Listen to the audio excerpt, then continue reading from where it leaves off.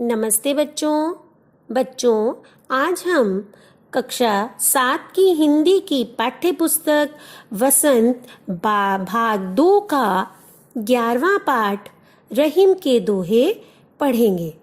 इसके कवि रहीम जी ही हैं। रहीम जी अपने समय के जाने माने कवि थे।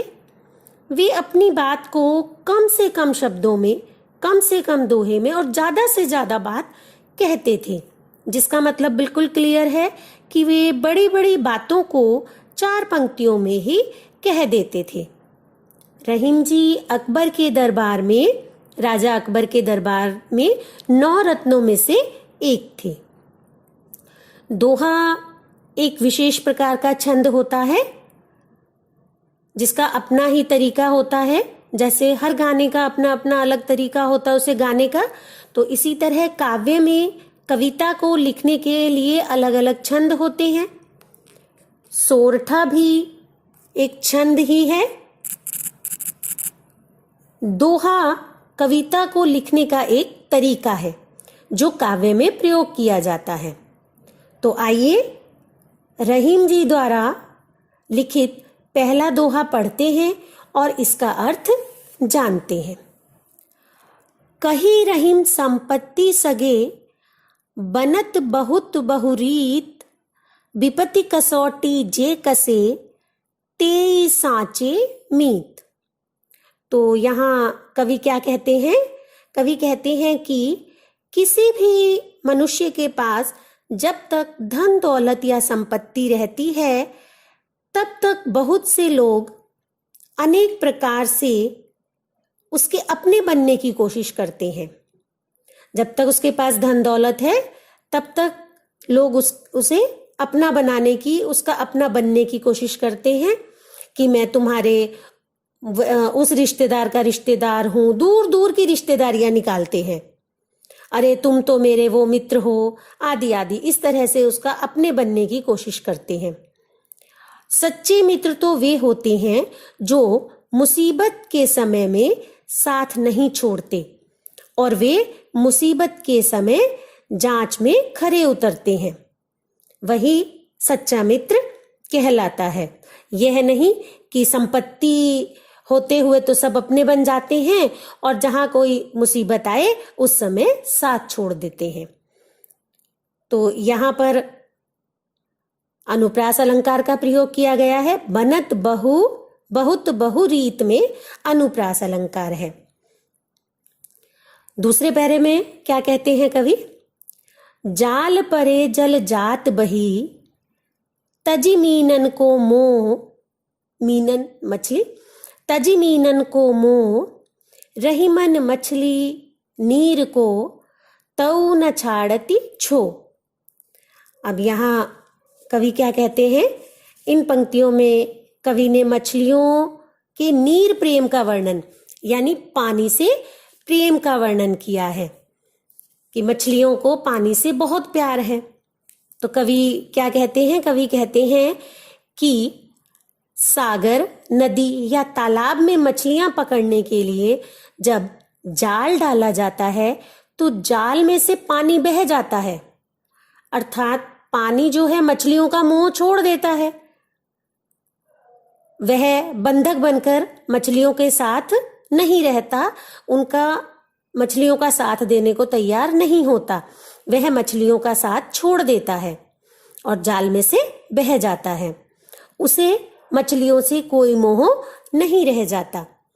ऐसी स्थिति में मछलियां पानी से अपना मोह या प्रेम नहीं छोड़ पाती।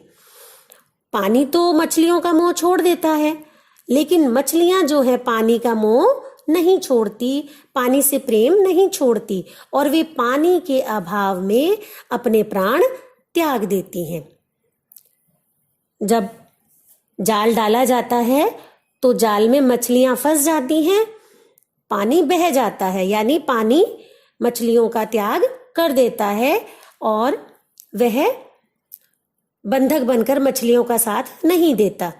तो इसलिए उसे कोई फर्क नहीं पड़ता।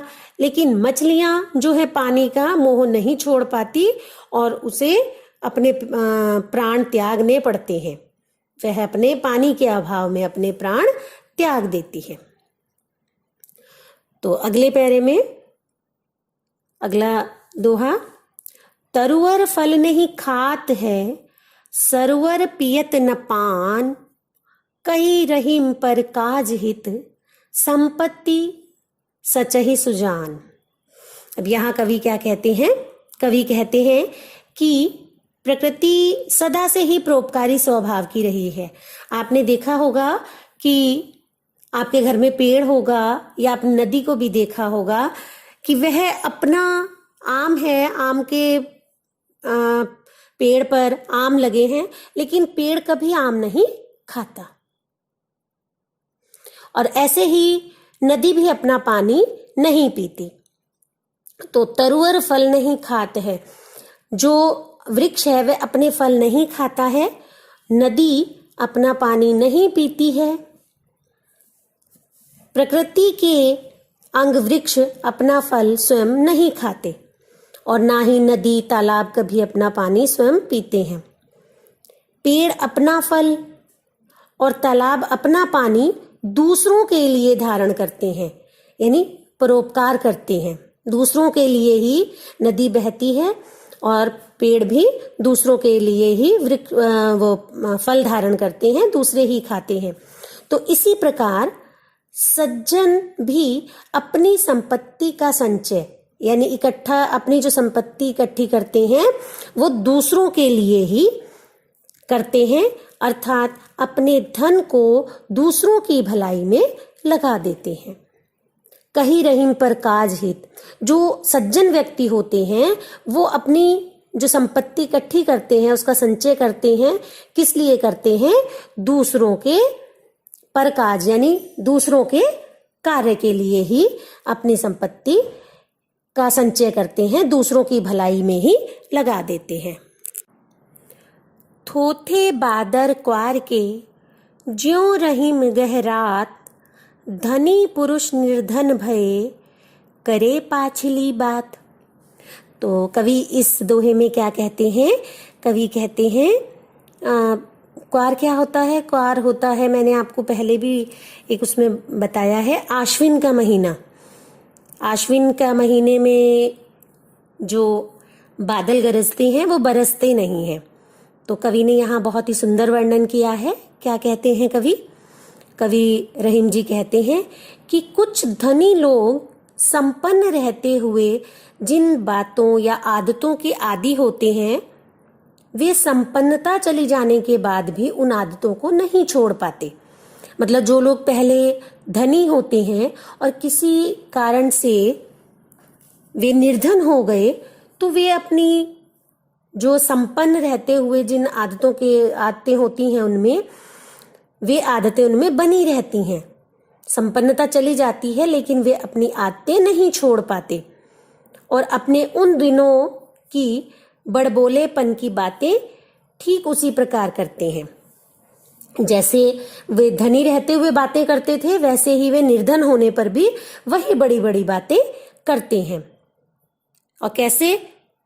क्या कहा है कवि ने यहाँ कि जैसे क्वार माह के जलहीन बादल गरजते हैं। क्वार माह यानी आश्विन का महीना जो होता है उसमें बादल गरजते हैं, बरसते नहीं।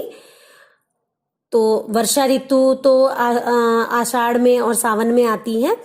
तो बादल क्वार के महीने में, आश्विन के महीने में बादल गरजते रहते हैं, बरसते नहीं हैं। तो इसी प्रकार जब वे गरजते हैं वर्षा की संभावना बनी रहती है, परंतु क्वार के माह के जो जलहीन बादल गरजते हैं और बरसते नहीं हैं। तो इसी प्रकार जो धनी लोग निर्धन हो जाते हैं और वे अपनी वही गर्वीली हटीली बातें करते हैं। कैसे करते हैं? जो कवि ने यहाँ बताया, जैसे क्वार के महीने में बादलों का उदाहरण देकर कवि ने यहाँ समझाया है कि जैसे क्वार के महीने में, आश्विन के महीने में बादल गरजते हैं, बरसते नहीं हैं, लगता है कि वर्षा आएगी लेकिन आती नहीं है, ठीक उसी प्रकार धनी लोग जब निर्धन हो जाते हैं तो वे अपनी वही बड़ी बड़ी बातें, गर्वीली बातें करते रहते हैं। तो अगले दोहे में कवि क्या कहते हैं? धरती की सी रीत है शीत घाम ओ में, जैसी परे सो सही रहे त्यों रहीम यह दे। तो यहाँ कवि क्या कहते हैं, रहीमदास जी कहते हैं, मनुष्य का शरीर भी परिस्थितियों के अनुसार खुद को समायोजित कर लेता है, खुद को ढाल लेता है। और इस संबंध में रहीम क्या कहते हैं, रहीम जी क्या कहते हैं कि शरीर को सर्दी, गर्मी, वर्षा अर्थात जैसी भी परिस्थिति हो उसी प्रकार उसे अपने शरीर को समायोजित करना पड़ता है, उसी के परिस्थिति के अनुसार ढलना पड़ता है। चाहे गर्मी हो, सर्दी हो, मनुष्य वैसे ही उसे सहन करने की आदत हो जाती है। जैसे धरती सर्दी, गर्मी, वर्षा अनेक कठिनाइयों को सहन करती है, अर्थात सर्दी, गर्मी और वर्षा सहना उसकी आदत बन जाती है। उसी प्रकार मनुष्य को भी, रहीम जी कहते हैं, मनुष्य को भी हर परिस्थिति के अनुकूल हो जाना चाहिए कि उसे अपनी जैसी परिस्थिति हो उसी में अपने आप को ढाल लेना चाहिए। प्रकृति से हमें सीखना चाहिए कि जैसे धरती सर्दी भी सहन करती है, गर्मी भी सहन करती है, बरसात भी सहन करती है, तो उसी तरह मनुष्य को भी हर परिस्थिति में अपने आप को ढालने की आदत होनी चाहिए, हर परिस्थिति के अनुकूल उसे बन जाना चाहिए। तो यहाँ पर कवि ने बहुत ही अच्छा वर्णन किया है। धरती की सी रीत में उपमा अलंकार है। तो आज मैंने आपको इस पाठ के दोहे पढ़कर बताए और उनका अर्थ समझाया। तो यह पाठ यहीं समाप्त होता है। धन्यवाद।